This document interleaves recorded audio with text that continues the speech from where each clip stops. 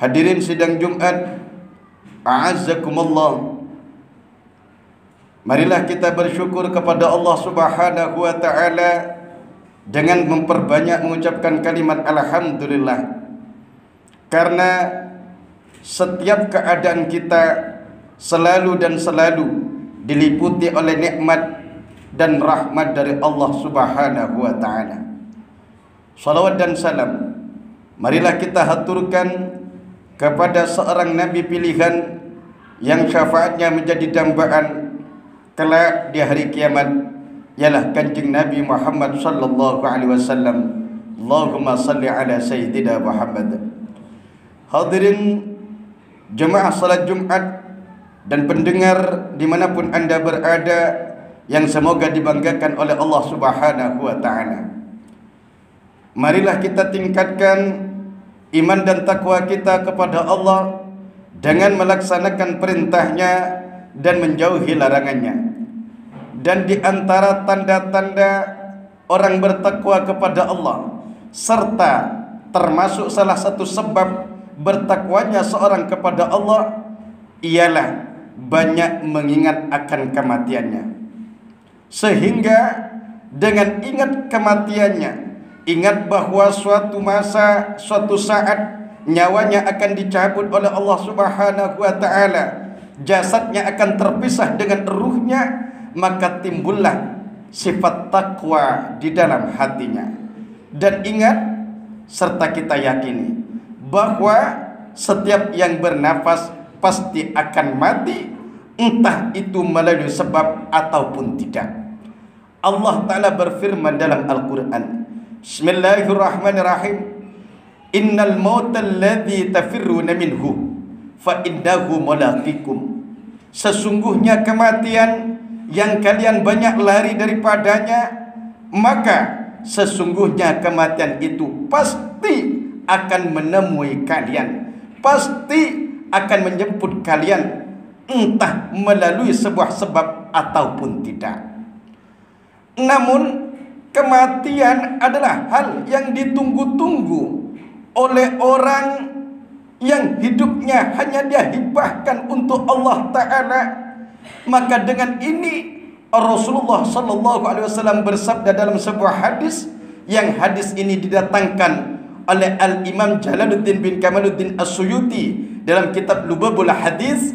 Rasulullah bersabda, Al-mautu jisrun yusilul habiba ilal habib. Kematian itu ibaratkan sebuah jembatan yang mempertemukan seorang kekasih, yaitu seorang hamba yang hatinya sudah kadung kecantol cinta kepada Allah Ta'ala, dengan Allah Subhanahu wa ta'ala, zat yang ia cintai. Maka tidak heran ulama-ulama terdahulu mereka rindu dengan kematian, karena dengan adanya kematian dia akan meraih cita-cita terbesarnya, ialah berjumpa dengan Allah Subhanahu wa ta'ala. Hadirin sidang Jumat yang semoga dibanggakan oleh Allah Subhanahu wa ta'ala, kematian kata Nabi terbagi atas 4 bagian. Al-mautuh kata Rasul arba'un, mati ada 4 macam. 1. Mautul ulama, matinya, wafatnya seorang alim ulama. Yang kedua, mautul fuqara, matinya orang-orang fakir. Yang ketiga, mautul agniya, matinya orang-orang kaya. Dan yang keempat, mautul umara, matinya para pemerintah. Lalu Rasulullah menerangkan satu persatu dari 4 macam kematian ini. Kata Nabi, famautul ulama sulmatun fid din, wa fi riwayatin mautul ulama dulmatun fid din. Wafatnya seorang ulama adalah kegelapan dalam agama. Kenapa demikian? Dengan wafatnya ulama, maka berarti diangkatlah bagian daripada ilmu yang berada di hati ulama tersebut.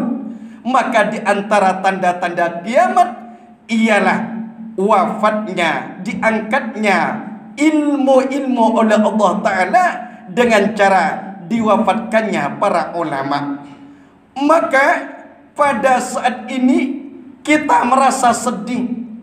2 bulan terakhir ini kurang lebih 300 alim ulama yang mereka berkiprah dalam dakwah menghidupkan syiar Allah di seluruh penjuru dunia. Kurang lebih 300 orang wafat. Pertanda apakah ini? Sementara ketika seorang alim itu wafat, yang mereka hidup di suatu masa menyebarkan agama Allah, menghidupkan syiar-syiar Allah, maka langit dan bumi menangis selama 70 hari. Berdalilkan apa? Rasulullah bersabda, idza matal alim, jikalau orang alim itu wafat, bakat alaihi ahlus samawati wal ardi, maka menangislah atasnya para penduduk langit dan bumi sab'ina yauman, selama 70 hari. Kenapa begitu pentingnya seorang ulama hidup di masa-masa kita, hidup di lingkungan kita? Iya, dengan adanya satu orang ulama saja, maka insya Allah lingkungan kita akan hidup, ilmu akan ditanamkan kepada generasi-generasi kita. Tetapi sayang, sungguh sayang, apabila di suatu daerah tidak ada ulama yang menyebarkan agama Allah, maka suatu ketika akan mati syiar-syiar agama di dalamnya. Na'udzubillah min dzalik. Dan kita sebagai orang mukmin dianjurkan, bahkan pantas untuk merasa bersedih, merasa kehilangan, merasa iba ketika seorang alim ulama itu wafat.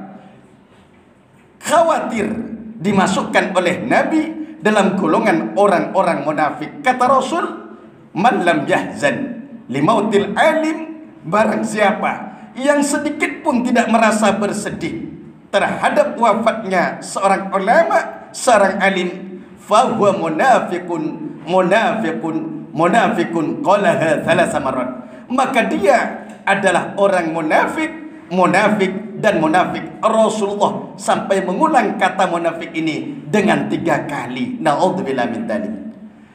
Hadirin sidang Jumat dan pendengar dimanapun anda berada yang semoga dibanggakan oleh Allah. Kemudian yang kedua, jenis kematian adalah mautul fuqara, matinya orang fakir. Rahatun adalah istirahat. Kenapa demikian? Orang fakir tidak punya apa-apa ketika hidupnya, ketika berkeinginan memiliki sesuatu pasti tidak tercapai.